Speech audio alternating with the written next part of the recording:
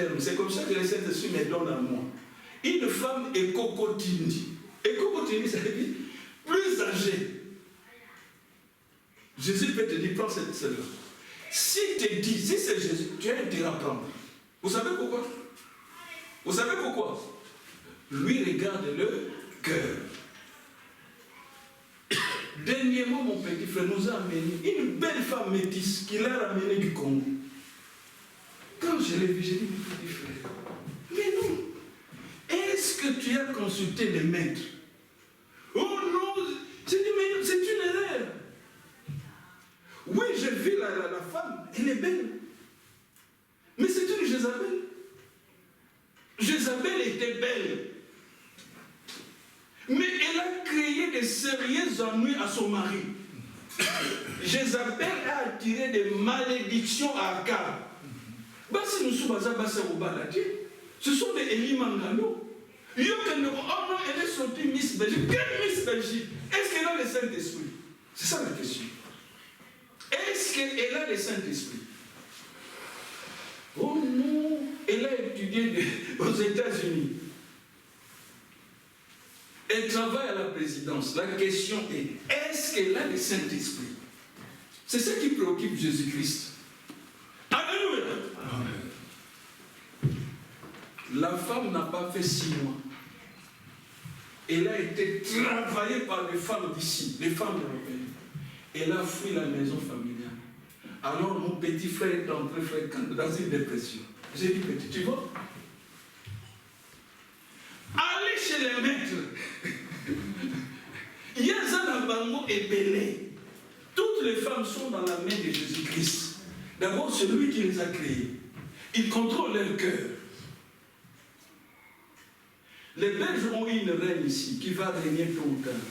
Maintenant, si tu vas chez les maîtres, tu dis, maître, je vais la reine.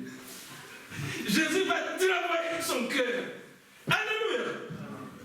Si elle résiste, elle change de méthode. Jésus va changer de méthode. Vous connaissez la méthode?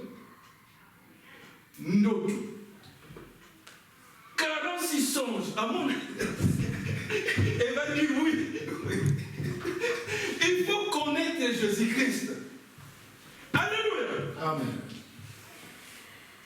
Si elle résiste aux songes, la reine va fuir. Elle sera matraquée par les prophéties. Ça va la fatiguer. Elle va accepter. C'est ça les secrets. Allez demander à Jésus-Christ. Mes frères, est-ce que vous écoutez? Mes sœurs, vous écoutez? Oh non, mon prince charmant doit être un homme riche. C'est très bien. Votre désir est correct. Mais pourvu que vous demandez à Jésus-Christ. Il a dit demandez et vous recevez. Et il faut. Est-ce que je dis la vérité? Il est le donateur de tout don excellent. Revenons à Éphésiens 4. C'est pourquoi il est dit, étant monté en haut, il a emmené les captifs et il a fait des dons aux hommes. Maintenant, le Saint-Esprit m'aide. Il me parle à moi-même. Le Saint-Esprit est content parce que je vous ai dit que vous pouvez demander la reine de Belgique. Jésus va vous les donner. Il me donne l'exemple. La fois passée, nous avions parlé de la reine de Saba. Est-ce que Salomon est allé à Saba, l'appeler, viens chez moi, etc. Non. Qui l'a attiré? C'est le don qu'avait Salomon. Et Béni Pézare, Ayena Bakar, Aya Komitika Yemoko. C'est ce que Jésus fait. S'il a fait ça à la reine de Saba, vous voyez qu'il peut le faire avec la reine des Belges. Mais pourvu que vous le lui demandez. Merci Saint-Esprit. Il dit encore, toute chose est possible à celui qui croit. Pourvu que vous croyez. Donc, Tika Biloko Wana, au lieu qu'on a la démissoyée rouge sur Internet, oh, je suis en train de chercher. Donc, non, va chez Jésus-Christ. Amen. Il connaît, avant même ta naissance, lui savait, il connaît le mari qui va vous épouser. Je donnais l'exemple de la sœur Sarah. C'est parce que je change parfois avec lui, donc elle verra pas sa mari. D'après ce que je sais, la sœur Sarah n'est pas encore mariée. Ma prière est que Dieu lui donne un bon mari. Maintenant, si Jésus-Christ était ici en chair et en os, il dira à la sœur Sarah, en vérité, ton mari s'appellera tel. Il habite à tel endroit. Il exerce telle fonction. Il a tel âge. Son père... Pourquoi? Mais il est Dieu. Dieu connaît toutes choses. Faites-lui confiance. Quand l'ange était venu, et c'est ça l'erreur des pharisiens, il a dit, l'enfant qui va naître, on l'appellera Emmanuel. Ce qui signifie Dieu vivant parmi nous. Il est là. Il contrôle nos cœurs, nos pensées. Frère Kanda a eu des pensées, aussitôt que ça voulait, Dieu l'a capté. Il dit, mon fils Kanda, qu'est-ce que tu dis là? Mais il n'a pas ouvert sa bouche. C'est Dieu. Un homme, une femme est incapable de capter vos pensées. Il pourra les faire que si le Saint-Esprit vient en lui. Amen. Et il dévoile vos pensées. Et c'est ça le signe du Messie. Frère Branham l'a enseigné dans une prédication intitulée Le Messie. Prêché le 17 janvier 1961 à Life Tabernacle à Shreveport, Louisiana, États-Unis. Le 17 janvier 61. C'est là qu'il démontre le Messie. Le signe du Messie, c'est que le Messie a la capacité de connaître les pensées. Vous pouvez être assis là, Jésus est ici, il dira, frère Luc, maintenant tu penses à ceci ou à cela. Tu as tel projet. Pourquoi? Il est Dieu.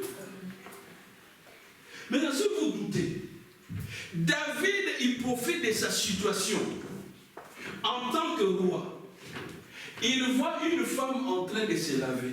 Au lieu de tourner la tête, ou de dire, Seigneur, ne me soumets pas en tentation de Dieu. Lui ouvre grandement les yeux, il regarde, dit, oh, pourquoi il y a Pamba? Frère, quand on nous a déjà enseigné, on ne regarde pas une femme nue, tu vas tomber. Qui ment? Face à l'impudicité, il faut fuir. Frère, quand je dis la vérité, sinon tu vas tomber. Tu vois une femme nue. Mais aujourd'hui, les gens, ils voient une femme nue, ils viennent là. Mais vous allez vous souiller. Ayez la discipline chrétienne. Amen. Toujours est-il que David a regardé. Et ce qui devait arriver arriva. Il est tombé avec la femme d'autrui. Bon, écoutez maintenant l'adoucissement de David. Même s'il avait composé des cantiques, même s'il allait à l'église, mais c'était une erreur. En plus, on lui a dit par ses gardes, la femme là a un mari. Son mari était qui? Vous qui lisez la Bible, c'était qui? Uri. Lui a entendu ça. Tu vois une certaine femme belle, on te dit non, c'est la femme de terre. Mais respecte. Basi basé belé. Et en plus, pendant qu'il faisait ces choses, il en avait 500, David. Oui. Soi-disant serviteur de Dieu, 500 femmes. Mais attends le consul et Uri n'en avait qu'une. Mais non. Il est là, amenez-moi cette femme. Et il en a fait comme beaucoup de chrétiens aujourd'hui, c'est pourquoi ils ne se répandent pas. Quand ils font des bêtises, ils commettent des péchés, ils en font un secret d'État.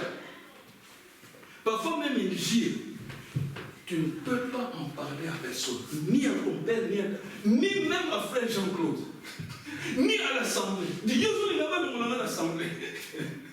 Vous voyez, les gens en font un secret d'État. Mais c'est mal connaître Dieu.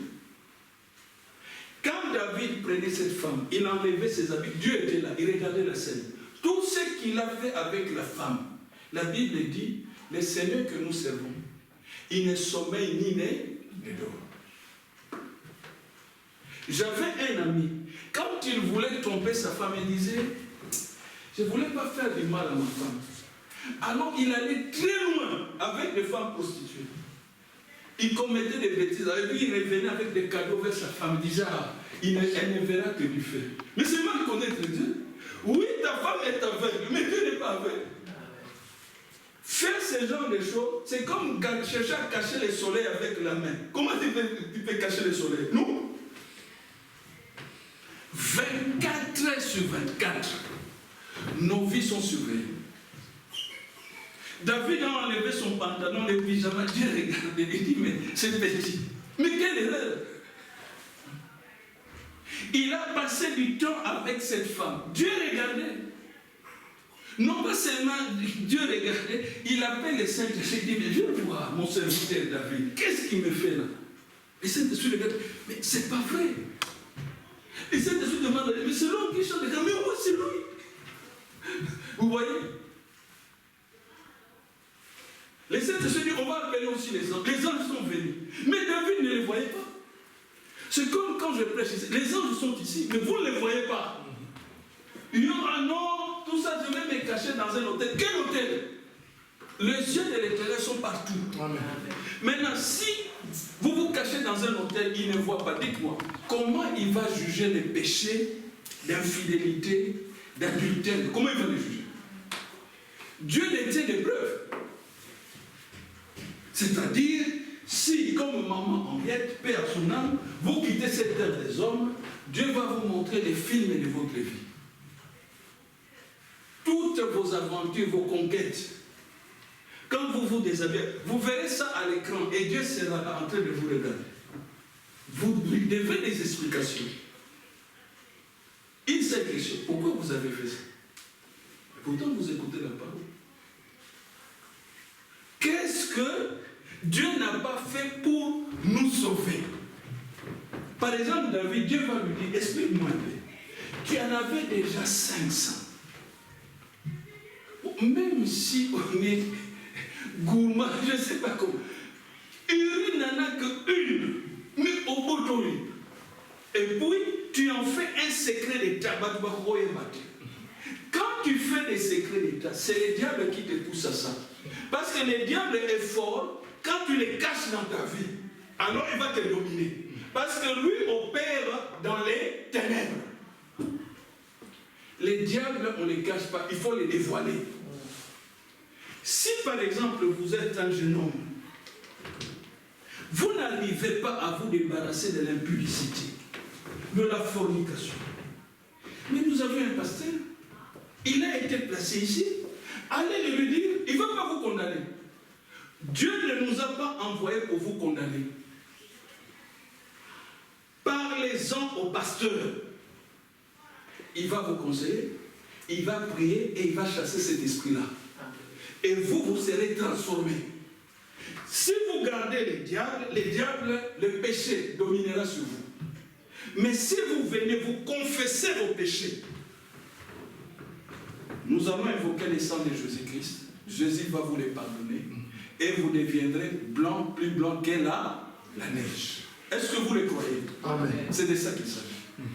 N'ayez pas honte de vous repentir. Maintenant, pourquoi Dieu aimait David?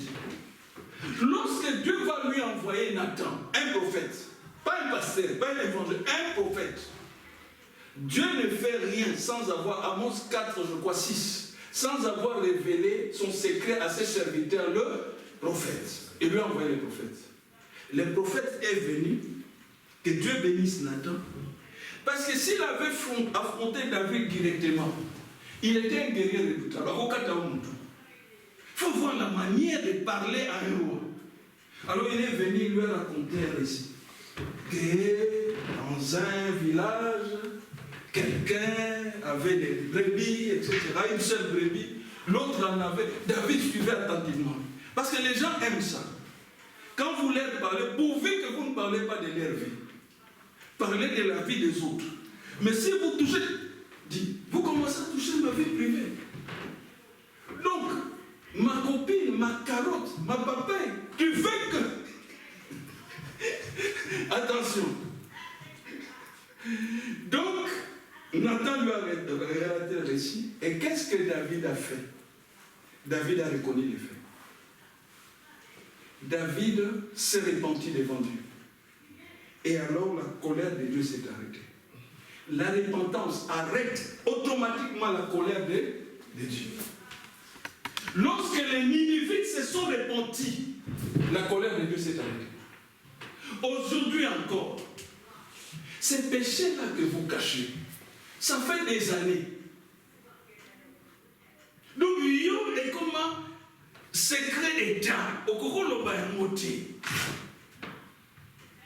mais c'est ça qui va te tuer. C'est ça qui t'empêche d'accéder au don de Christ. Débarrassez-vous-en. Je suivis dernièrement quelque chose qui s'est passé en Côte d'Ivoire. Il y a un papa qui s'est donné comme modèle. Lui-même se disait chrétien.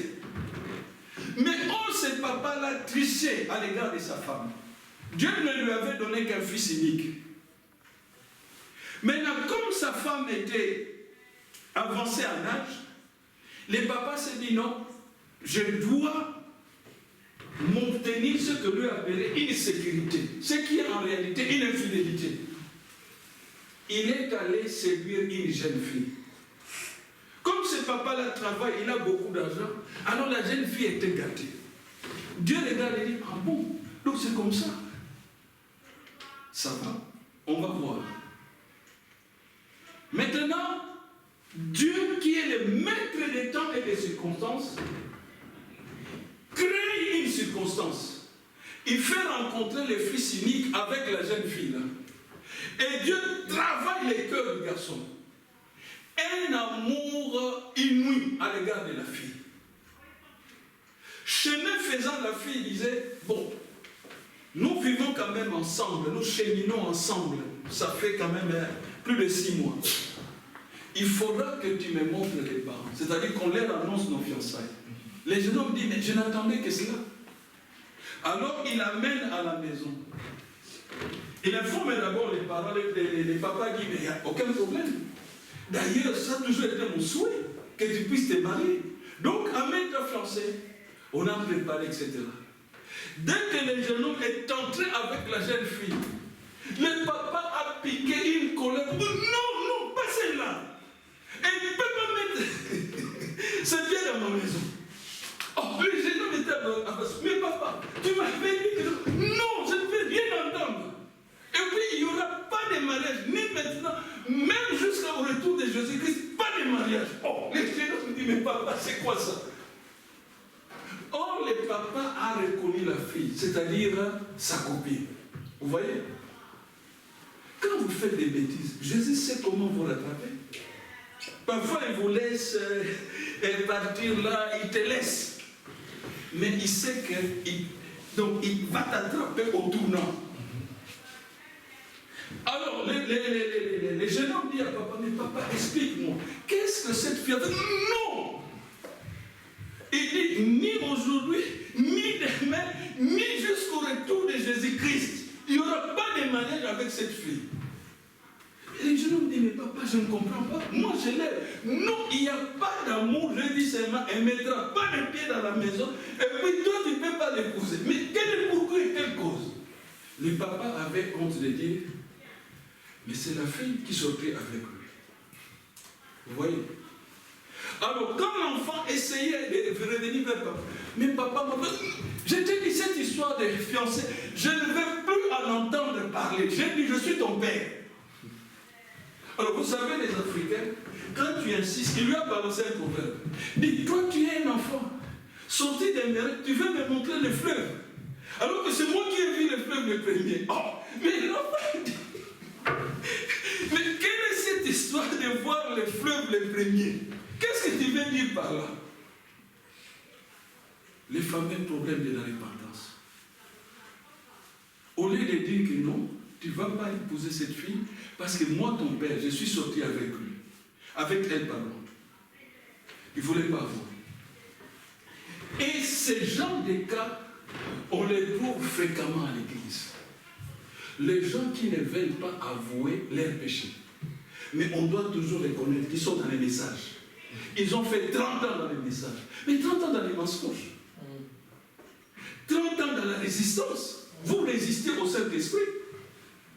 Vous voyez? Alors, le jeune homme a eu l'idée, il a convoqué son père dans une émission. Et dès que son père est arrivé, il a vu la fille. Dis, qu'est-ce que j'avais dit? Pas cette fille. Mais l'enfant dit, mais tu veux me ridiculiser? Mais quel ridicule? ridicule, papa, c'est ma femme, je l'aime. Il dit non. Alors un pasteur est intervenu. Le pasteur a prié. Et puis, Dieu est entré en scène. On a vu la fille s'effondrer. La fille a avoué. Il dit, mon mari, excuse-moi, je t'aime, mais je dois te confesser quelque chose. Tu veux parler ici. Tu ne peux pas parler. La fille dit, non, je dois parler. Je dois dire la vérité à mon mari. Le Saint-Esprit est entré en scène. Il dit, mon mari, pardonne-nous. Au fait, nous avions connu un moment dur. J'avais perdu mon père. J'ai trouvé un petit travail, mais ce n'était pas très rémunérateur. Et on manquait même de quoi vivre. Alors un jour, j'ai eu l'idée de vendre mon corps. Et parmi les hommes qui venaient à moi, ton père, les garçons s'étaient fait. Mais tu es sorcier! Comment une fille de ton âge, que toi tu peux enfanter, tu vas sortir avec elle? Les papas étaient confus. Vous voyez? Confessez toujours vos péchés. Et vous, jeunes femmes, si vous voulez vous marier, dites la vérité à votre mari. Il y aura des récompenses. Jésus récompense toujours. C'est comme la femme adultère, on l'a amenée auprès de Jésus. Elle a reconnu les faits. Est-ce que Jésus l'avait condamné? Non. Mais qu'est-ce que vous attendez pour vous repentir? Pour avoir accès à ces dons. Dieu sait toujours vous rattraper. Et croyez-moi, Dieu est déterminé à vous rattraper. Il avait dit, Père, je n'ai perdu aucun de ce que tu m'as donné. Si vous faites partie de ces gens-là que le Père a donné à Jésus-Christ, même si vous fouillez pendant une nuit, il sait vous rattraper. Et il vous rattrapera certainement. Alléluia. Amen. Maintenant, il vous donne de la liberté. Il dit, venez. Attendez, prenez rendez-vous avec frère Tane, je ne sais pas. Si vous conduisez chez frère Lick ou la sœur Liliane, c'est des chrétiens expérimentés. Allez-y, n'hésitez pas. Et Dieu vous bénira. Parfois, votre vie est bloquée. Il peut même bloquer votre intelligence à cause de ça. Parce que Dieu est tenu à respecter sa parole. Est-ce que vous comprenez? Pierre dit, lisons, acte 2. La repentance pour accéder à ces dons. Et nous devons nous repentir. Tu malmènes ta femme, tu profères des menaces. Donc, quand tu piques ta colère, tu deviens un dictateur dans ta maison. Le Saint-Esprit regarde, dit, c'est quel genre de chrétien? Ça, c'est quel évangile? Évangile de la violence. Quand tu commences à crier dans ta maison, tous les enfants en panique. Alors, à Kinshasa, des vieux comme ça, on les appelle des vieux Djamou. Dès qu'ils revenaient, ah, vieux Djamou, il y a tout le monde. Mais c'est quoi ça? Quel genre de chrétien? Quelle est l'image de Jésus-Christ que tu donnes dans ta maison? Pierre le dit dans Acte 2, 37. Après avoir entendu ces discours, ils eurent les cœurs vivement touchés et ils dirent à Pierre et aux autres apôtres, oh mon frère, que ferons-nous? Pierre leur dit, répentez-vous. Alléluia. C'est ça la chose. Répentez-vous. Pourquoi vous voulez mourir dans les péchés? Répentez-vous. Maintenant, si vous vous répentez, il ne s'arrête pas là, il va continuer Pierre. Répentez-vous et que chacun de vous soit baptisé au nom de Jésus-Christ. Si tu n'es pas baptisé, mais qu'est-ce que tu attends? Qu'est-ce que tu attends? Pourquoi tu traînes encore les pas dans le monde? Continuons. Sois baptisé au nom de pour le pardon de vos péchés et vous recevrez quoi? Le don du Saint-Esprit. C'est conditionné par la repentance. Oh non, imposé. On peut vous imposer les mains, même vous oindre l'huile. Mais si vous ne vous repentez pas, ça ne donnera aucun effet. Parce que Dieu regarde d'abord le cœur. Il doit d'abord nettoyer nos cœurs Parce que nos cœurs sont devenus durs comme les diamants. Et il est déterminé, il le fera. Si vous vous cachez, il va susciter des dons ici. Quelqu'un va dormir, il vient, il montre votre vie. Il montre ce que vous faites en cachette. Alors vous allez entendre ça ici. Quand Frère Branham a parlé du Messie, c'est de ça qu'il s'agit. Et le Messie l'a démontré. Il vient demander de l'eau à une femme. La femme les fait un peu traîner. Alors il dit, appelle ton mari. Au fait, quand Jésus fait ça, même Frère Branham dit, avec son don de discernement, les discernements ne pointent que des choses cachées, de mauvaises choses cachées dans nos vies. Alors Jésus va dire, va appeler ton mari. Parce que c'était ça le problème de la sœur. Donc, c'était ça son problème. Mais elle savait qu'il y a un Messie qui va venir. En d'autres termes, elle écoutait la parole de Dieu. Mais la vie n'était pas correcte. Alors elle va dire, je n'ai pas demandé. Jésus dit, en cela tu as livré. Parce que je vois que tu avais 5. Et il y a un 6e qui est dans ta maison. Mais ce n'est pas ton mari. Vous voyez que Jésus connaît le véritable mari. Alléluia. Allez le lui demander. Ne vous cassez pas la tête. D'autres, ils ont trouvé la parade. Oh, il faut mettre les vipacola pour avoir un... C'est pas ça. Les problèmes, allez voir Jésus-Christ. Amen. Maintenant, le don là des discernements, nous allons vers la fin de cette prédication. Jésus a dit qu'il les donnera aussi à l'Église. Maintenant, beaucoup croient qu'il n'y a que Frère Branham qui pouvait l'avoir. La Bible dit non. Pourquoi la Bible dit non? Puisque Jésus a dit les œuvres que je fais, vous, il n'a pas dit lui, c'est-à-dire lui seulement Frère Branham, non. Il a dit vous, vous les ferez aussi. Et celui qui doit vous les donner, c'est le Saint-Esprit dans un homme ou dans une femme qui opère avec cette dimension, appelée le don du Messie. Est-ce que vous saisissez? Et c'est ce que Dieu entend faire au milieu de nous. Frère Kanda, Sœur Liliane m'ont abordé là à la porte. Ils ont témoigné. Ces dons-là existent. Pas ailleurs, dans les milieux du message.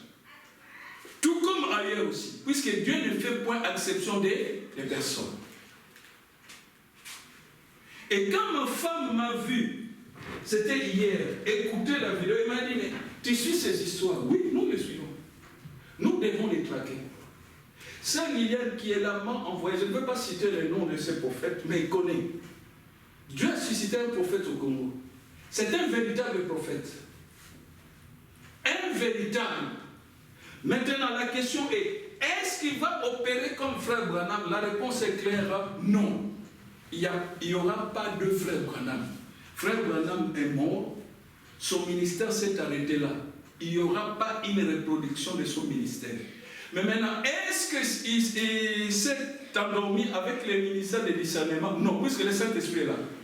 C'est le Saint-Esprit qui donne ses dons. Il les donne à qui il veut, comment il veut. Les témoignages que Frère Kanda m'a donné, celui qui a capté ses pensées, Frère Kanda, si je viens retenir, je crois que c'était une sœur. Vous voyez? Alors nos sœurs ne nous disent pas non, ça c'est une affaire des hommes. Non, vous êtes concernés. C'est une sœur que le Saint-Esprit a utilisé pour capter la pensée qui était dans le cœur de Frère Kanda. Et Dieu est disposé à nous donner ces dons-là. Les Européens sont difficiles à convaincre. Mais si nous avions une sœur qui a ces dons-là, la sœur pourra nous amener ces Européens ici. Ces dons-là, ça sert à cela. Ramener les âmes perdues vers Christ. Ce don-là a opéré aussi quand j'étais à Finlande. Une sœur était allée visiter une famille de blancs. Quand la sœur arrive, elle salue ce couple de blancs-là. Alors directement la sœur voit une vision. Quand on parle de vision, c'est comme la télévision. Si vous suivez les informations, je crois ici c'est à 19h30, RTBF, vous pourrez voir les vêtements que portent les journalistes, le mouvement qu'il fait. Si c'est l'air, vous allez voir tout ça. La vision fonctionne comme ça. Seulement la vision, vous n'avez pas besoin de l'appareil qu'on appelle télé. C'est-à-dire, vous parlez, comme je vous parle ici, Dieu m'envoie un écran. Alors, je ne fais que répéter à l'égard de vos oreilles les choses que je vois dans la vision. Et vous, vous allez confirmer que c'est juste. Aujourd'hui, chacun d'entre nous a des appareils qu'on appelle iPhone. Vous pouvez, si vous basculez dans ce qu'on appelle la caméra, vous parlez avec quelqu'un qui est à Kinshasa, vous pouvez voir ses habits, les lieux dans lesquels il se trouve. Est-ce que je dis la vérité? La vision fait ça. Et Dieu veut nous amener à cette dimension-là. Puisqu'il est dit, nous allons le lire, dans Joël 2, 28. Vous connaissez ce passage-là. Joël 2, 28. Celui qui le trouve, le premier, il peut les lire. Je les cherche dans ma Bible. Joël 2, 28. Quelqu'un a trouvé? Si vous trouvez, vous pouvez les lire. Joël 2, 28.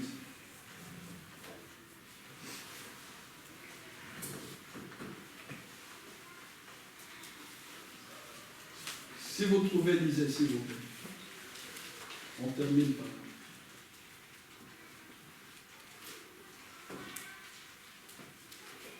Après cela, je répandrai mon esprit sur toute chair. Vos fils et vos filles prophétiseront. Vos vieillards auront des songes et vos jeunes gens auront des visions. Amen. Vous avez suivi? Est-ce qu'on a dit uniquement frère Branham prophétisera? Vous avez dit ça? On dit vos fils et vos filles prophétiseront. Donc il s'agit des hommes et des femmes. Maintenant, je vais terminer par une citation de frère Branham. C'est dans une prédication intitulée « Montre-nous les pères et cela nous suffit ». Pourquoi je vais vous lire cette citation? Frère Branham dit ceci. Si nous sommes conscients que nous n'avions pas ces dons-là, qu'on appelle les dons de discernement, nous ne devons pas nous soucier ou nous inquiéter. La Bible est suffisamment pour nous aider. Est-ce que vous comprenez? Parce que j'ai déjà entendu un raisonnement. Quelqu'un est malade, un frère dit, ah, si frère Branham était vivant, on allait seulement l'appeler, il allait venir prier pour les malades et les malades seraient guéris. Mais notre frère Branham lui-même, dans la prédication « Montre-nous les pères et cela nous suffit », le 19 août 1950, il explique. Pour vous parler des choses que je viens de vous prêcher, je me suis servi de plusieurs prédications. Je n'ai pas eu le temps de vous les citer tous. Il y a par exemple une prédication que je vous encourage de lire, de frère Branham, intitulée « Le ministère expliqué ». Il explique les choses que je viens de vous dire tout à l'heure. C'est là que je me suis appuyé. Quelles sont ces choses que Dieu, dans ces temps-ci, a décidé d'opérer en nous? Quand il était en Israël, c'était Dieu avec nous. Mais dans ces temps-ci de la fin, c'est Dieu en nous. C'est pourquoi Paul pouvait dire, ce n'est plus moi qui vis, c'est Christ qui vit en moi. Si Jésus vit en nous, donc, nous devons faire les œuvres de Jésus-Christ. C'est ce que ma femme n'a pas compris. Ma femme n'a pas compris que si Jésus vit en nous, il nous a fait des promesses. Que le Saint-Esprit en nous doit opérer exactement les œuvres que Jésus-Christ faisait. Puisque la Bible dit, le monde ne les verra plus. Mais nous les verrons. Comment? Il sera en nous. Voilà pourquoi nos sœurs doivent se conserver vierges si elles ne sont pas mariées. Si elles sont mariées, elles doivent être fidèles à leur mari. Ne trichez pas. Si tu triches, tu perds ces choses. Ne trichez pas. Bon, maintenant, si tu traverses des moments difficiles, rappelle Dieu ses promesses. Seigneur, je me suis conservé pour toi. Alors tu dois me secourir. Il est obligé de te secourir. Est-ce que vous comprenez? Maintenant, terminons avec cette prédication. Il disait, dans Montre-nous les pères, il dit, si nous ne n'avions pas ces dons de discernement, ne soyons pas troublés. Nous avions ce qui dépasse tous les dons, c'est-à-dire la parole de Dieu. Écoutez comment il est dit. Je prends, montre-nous les pères et cela nous suffit, 19 août 1950, paragraphe 43. On va terminer par ça. Jésus, c'est Frère Branham qui dit, Jésus avait en lui toutes les bonnes qualités de Dieu. Croyez-vous cela? Dites Amen. Amen. Il avait puissance sur puissance. Mais, aux prises avec Satan, Jésus ne se servit jamais de sa puissance. Dites Amen. Amen. Il a donné un exemple pour les plus faibles des chrétiens. Amen. Amen. Écoutez, parce que ça a de l'importance pour nous. Quand il affronta Satan, il dit, il est écrit, l'homme ne vivra pas de pain seulement, mais de toute parole qui sort de la bouche de Dieu. Dites Amen. Amen. Les chrétiens les plus faibles peuvent prendre cette position sans tenir à cela. Assurément, Dieu est dans sa parole. Il ne faut pas avoir ce prétexte-là. Ah non, moi je n'ai pas les dons de discernement, je n'ai pas les dons de prophétie. Non, Frère Branham me dit, prenez la Bible. Est-ce que vous comprenez? Est-ce que c'est clair pour tout le monde? Continue. Donc, les chrétiens les plus faibles peuvent prendre cette position sans tenir à cela. Assurément, Dieu est dans sa parole. Chaque fois qu'il affrontait l'ennemi, il disait, il c'est Jésus, il est écrit. Je crois qu'il avait la puissance de faire cela. Mais il a affronté Satan sur la même base, avec la même parole que vous pouvez utiliser pour l'affronter tout le monde. Il est écrit. Croyez-vous cela? Dites Amen. Amen. Donc, quand Satan vient vous tourmenter, vous manquez, utilisez la parole de Dieu.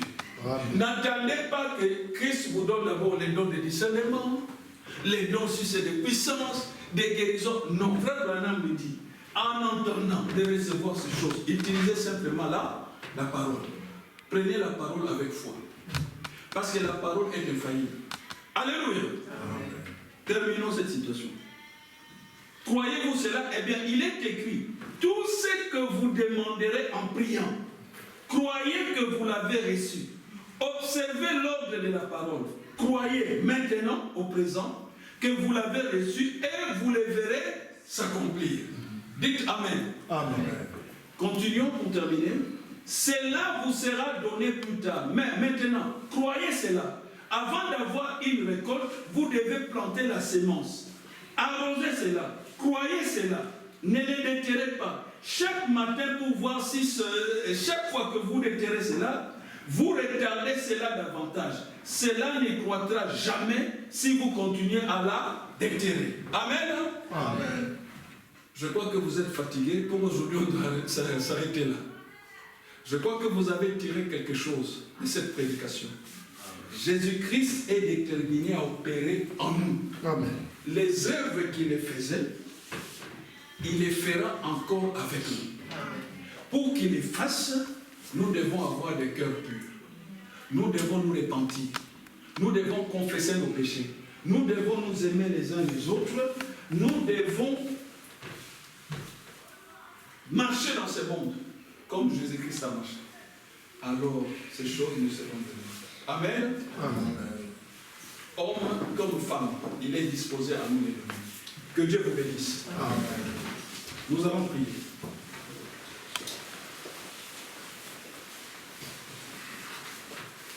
Frère Frédéric, on va chanter vers les donnez-nous la note.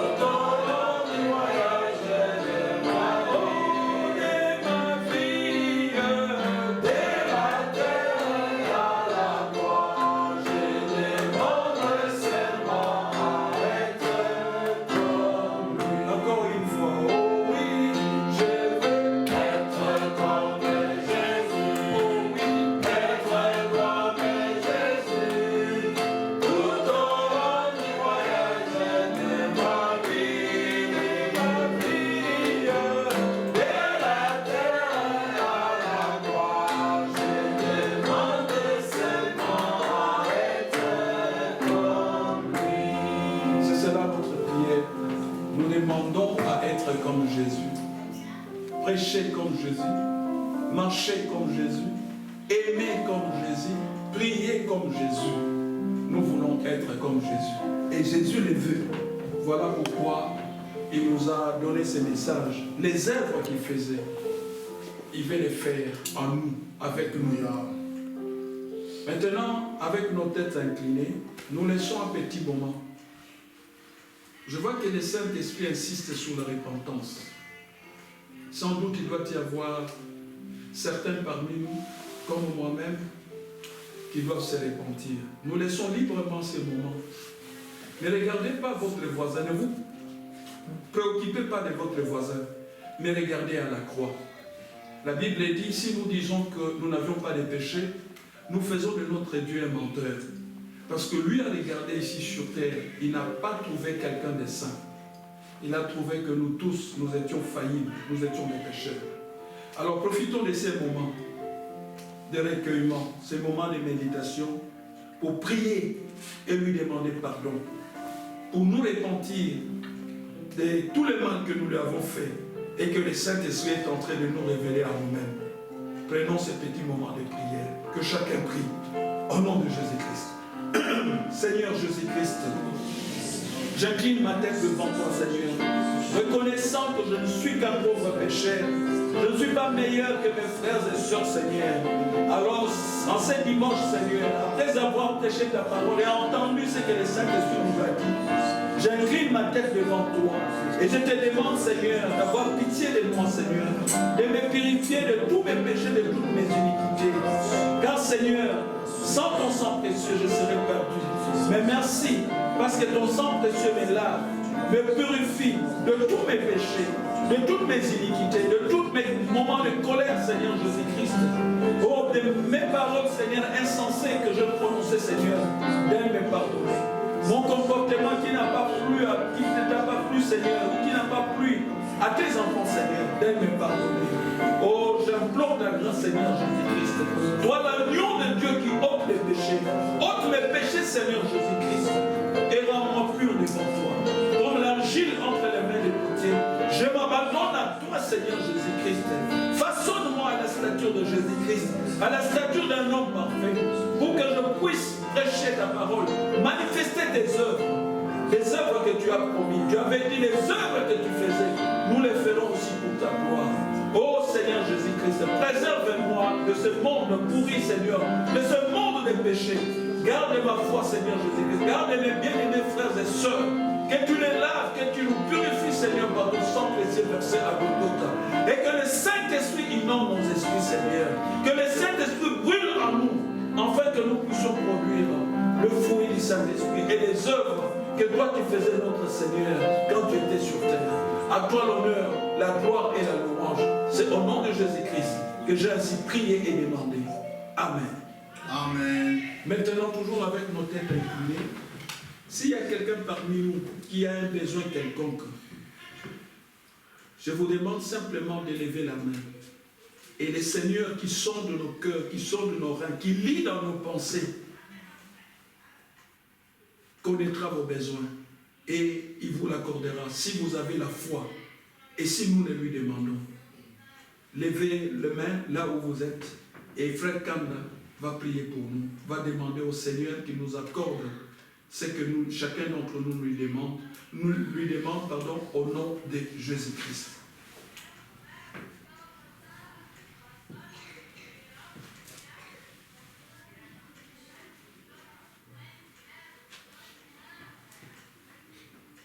Notre Père céleste, Dieu très saint,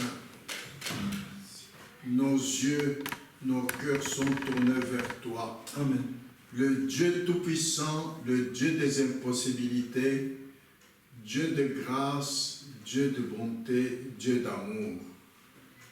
Accorde ta grâce à tous ceux qui sont en train de se repentir présentement. Amen. Car tu l'as dit dans ta parole. Étends ta justice sur tous ceux dont leur cœur est droit. Ô Dieu tout-puissant, Dieu très saint. De sorte que cela soit manifesté aux yeux des gens du monde et qu'ils reconnaissent que Dieu est parmi nous. Amen. Père Tout-Puissant, Père glorieux, toi qui nous as dit des choses qui se trouvent dans ta parole, en sondant les Écritures, nous sentons que nous avons besoin de toi, car notre Seigneur Jésus a dit, sans moi vous ne pouvez rien faire. Amen. Ô Père Tout-Puissant, Père glorieux,